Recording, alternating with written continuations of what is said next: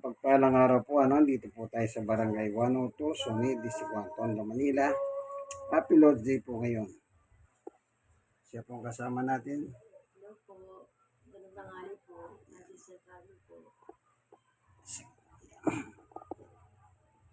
Meron po siyang kapasanan, kaya araw-araw, linggo-linggo pala. Dumadala po ako sa kanya.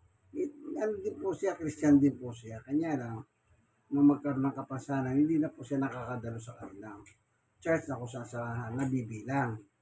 E nung makilala ko siya, ginawa ko, ako na lang ang dumadalo sa kanya upang dalang ko siya ng salita ng Diyos sa Biblia. Alam niyo po yung pagdalaw, yung pagdamay, malaking bagay po yun. Hindi po ba sa Katoliko naman, meron silang yung mga hindi, yung matatandang may kapasanan din, dinadalaw din sila.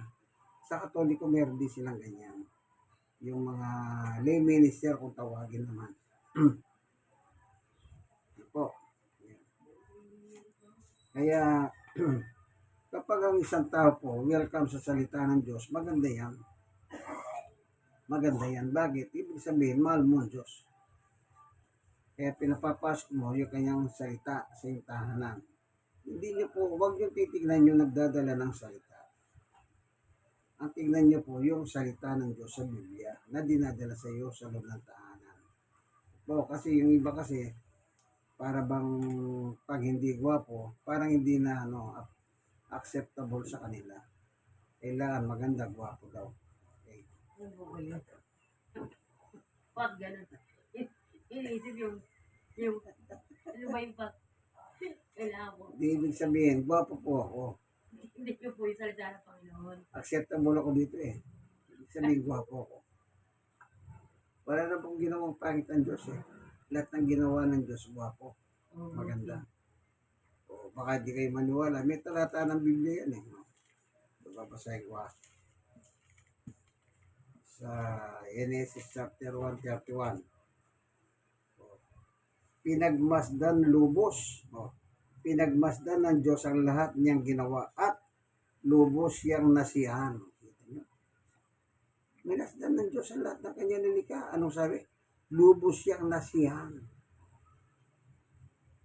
No? Lumipas ang gabi at sumapit ang umaga. Iyon ang ikahanim na araw. Ibig sabihin, walang pangit ginawa ang Diyos. Kaya pag mayroong nagsasabing pangit ka, ibig sabihin, mali yung nagsasabing pangit ka. Kapag sinabing pangit ka, ibig sabihin pangit yung Diyos na gumawa sa kanya. May kasalanan ka. Kasi lubos na siya ng Diyos, pagkat sasabihin mo pangit. May kasalanan ka sa Diyos. Kaibigan. Kaya yung mga salita natin, ingatan din natin. O halimbawa, mayroon pang mga tao na nagsasalubong yung mata. Bibili nyo lang, bibili kayo. Ay. Anong sinasabi ng iba? Duling. Hindi mali yun. Kung mo ba nagsasalubong yung mata? Balik ko na kay kanin ha. Duling? Hindi. Tatandaan niyo po yan. Huwag po kayong mamintas ng kapwa-tao. Kasi habang namimintas kayo, lalo kayong nababaw sa kasalanan sa Diyos. O ito ang katibayan pa o. Tingnan natin. Dito sa Kawikahan. Natin babasahin.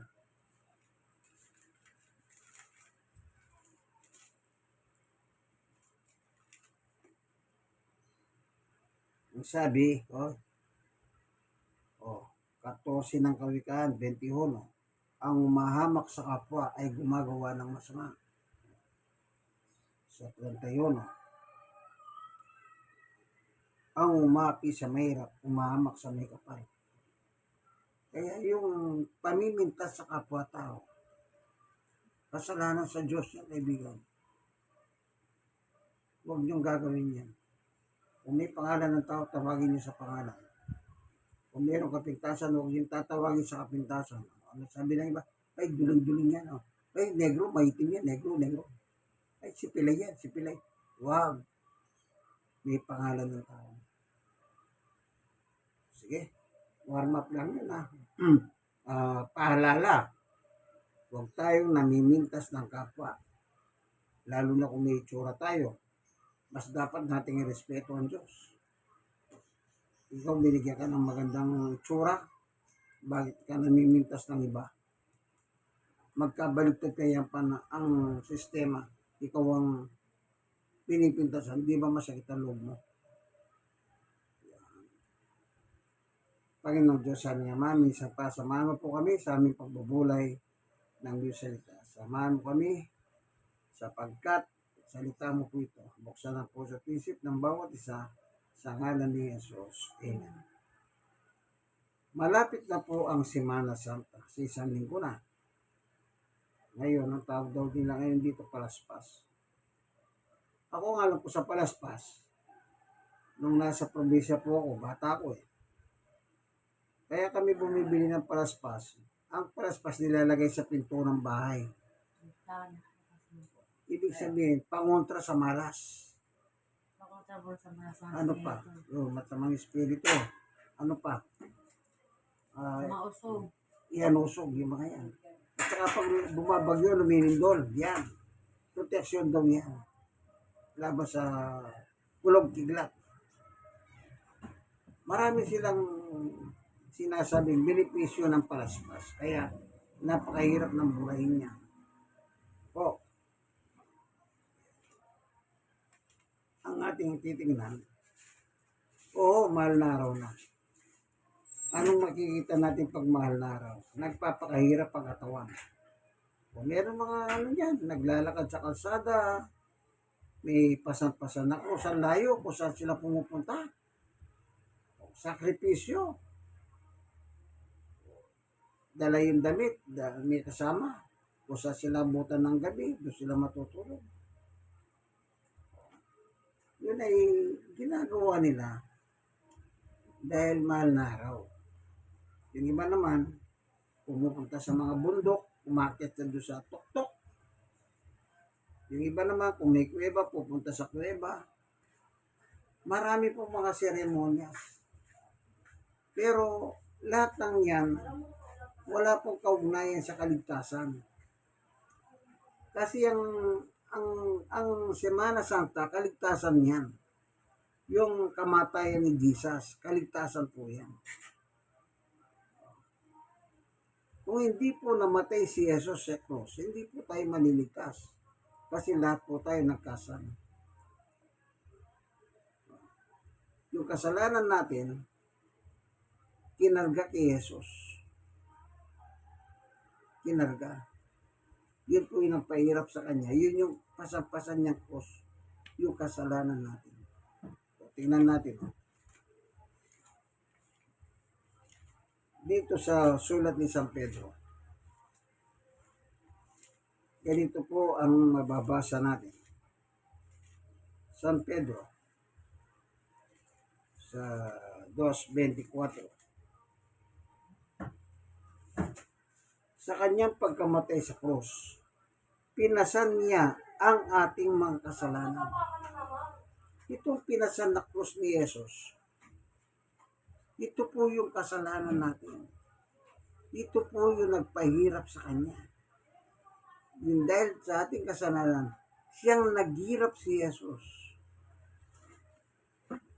Kumbaga yung kasalanan natin, kinarga ni Jesus. Para tayo po matubos sa kasalanan natin. Kasi wala tayong ibabayad sa Diyos eh. Kayo nanonood ng video, meron ba kayong kayang gawin para makabayad kayo sa Diyos? Wala. Kaya ang ginawa ng Diyos, pinadala si Jesus dito sa lupa upang siyang magdusa, mamatay sa ibabaw ng krus. Para huwag na tayong hatulan ng Diyos. Yan tayong babasahin. 1:3:17.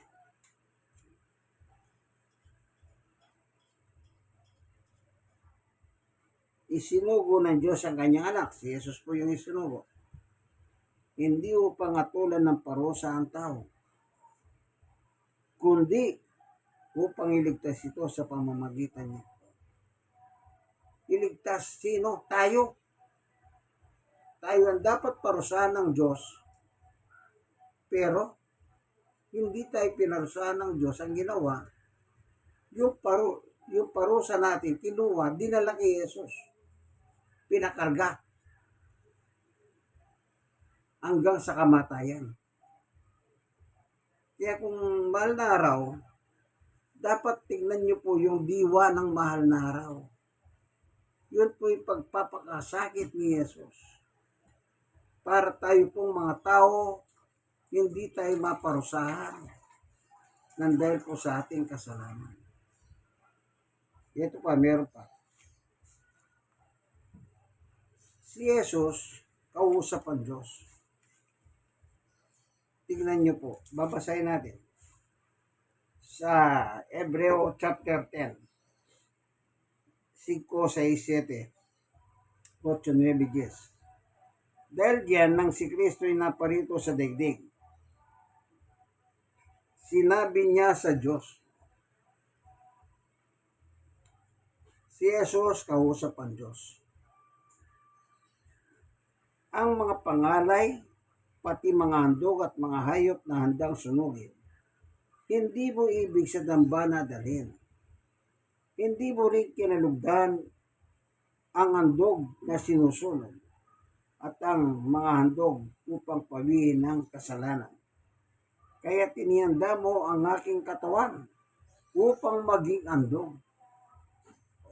Si Jesus po ginandog. Hindi na gusto ng Diyos yung paghahandog ng mga hayop. Inalis na. Kaya ipinalit si Jesus. Siya po ang inihandog. O nahandog.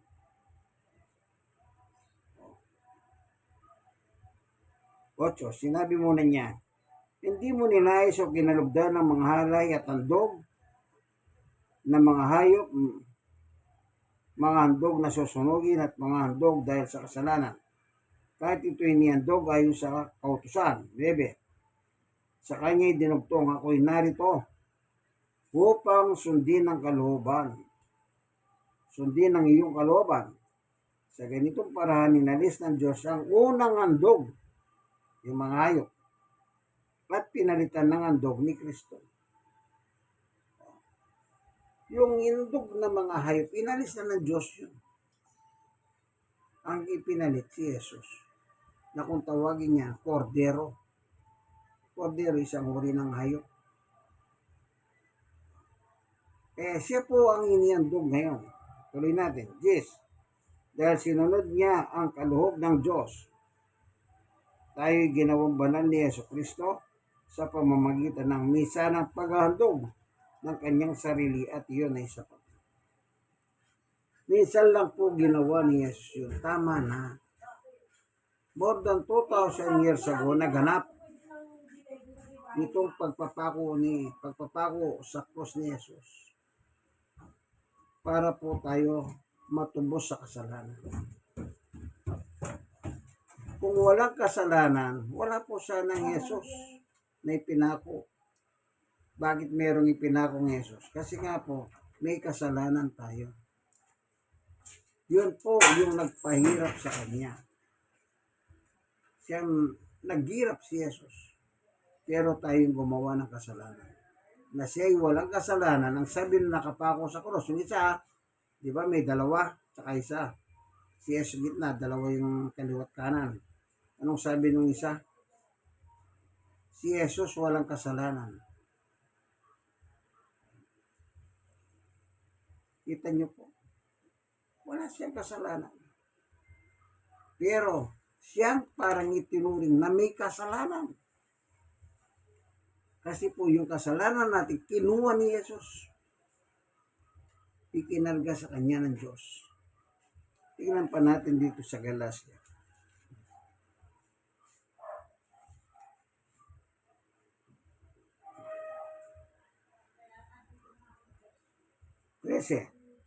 Galacia 3:13. tinubos tayo ni Kristo mula sa sumpa ng kautusan nang siya'y sinumpa para sa atin. Sapagkat nasusulat isinumpa ang bawat binibitay sa punong kahoy. Imbis na tayo po ang parusahan ng Diyos, ibitin sa punong kahoy na nakasumpa. At kinuha yung sumpa natin ni Yeso, kinuha niya, kinarga sa kanya yung sumpa. Siya po ang biniti sa punong kahoy. Di ba? Nakapako siya. Ano yun? Punong kahoy. Nung cross na dala-dala niya, punong kahoy yun. Hindi bakal, hindi kung ano yun. At doon po siya pinako. Siya naghirap ng dusa dahil sa ating mga kasalanan. Ngayon, ano dapat natin gawin? Na meron na palang tumubos ng ating kasalanan.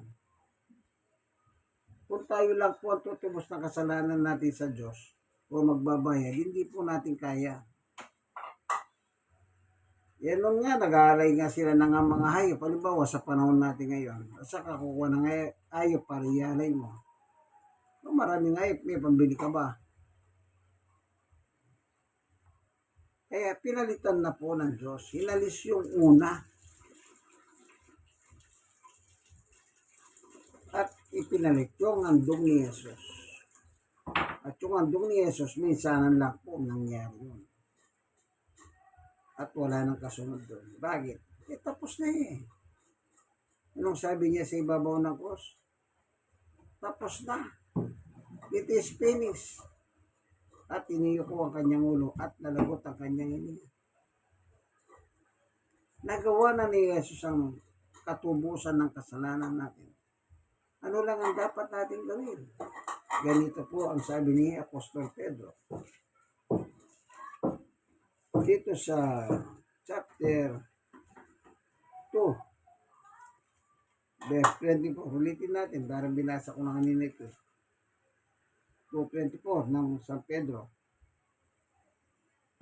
Sa kanyang pagkamatay sa krus, pinasign niya ang ating mga kasalanan upang tayo mamatay na sa kasalanan at mamuhay ng ayon sa kalooban ng Diyos. Dapat ang gagawin na lang natin, mabuhay tayo sa kalooban ng Diyos. Hindi ba napakaganda? Kung lahat lang ng tao po sa buong mundo nabubuhay sa kalooban ng Diyos, wala sanang giyera.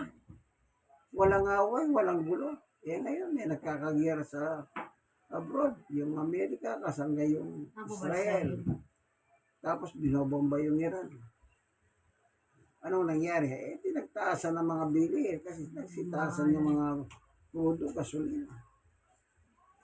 Kasi yung Iran po, number 1 sa exporter yan. Paano kung bombahin nila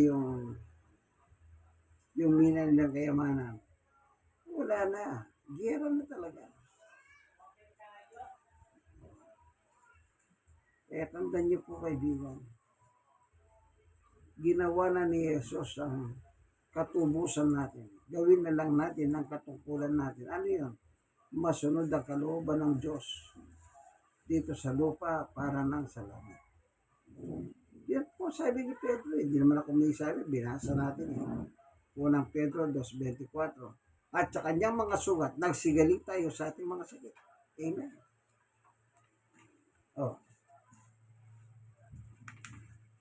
Ang mahirap, hindi nga po nabubuhay ang tao sa kalooban ng Diyos. Kung nabubuhay lang tayo sa kalooban ng Diyos, di sana matino, mahulad ang bansa.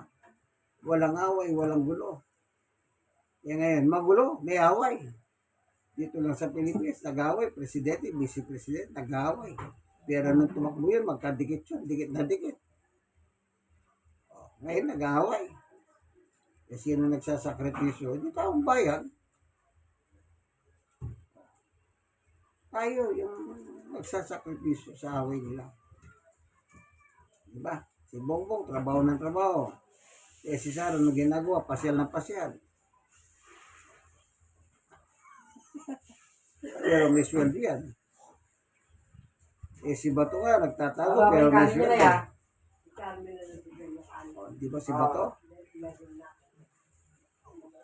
Meron na kayong kanin? Purihin ng Panginoon, kaya tatandaan niyo po, kaibigan. Ginawa na ng ating Panginoong Yesus ang katubusan ng ating kasalanan. At ang ating gawin ay mabuhay tayo sa kalooban ng Diyos.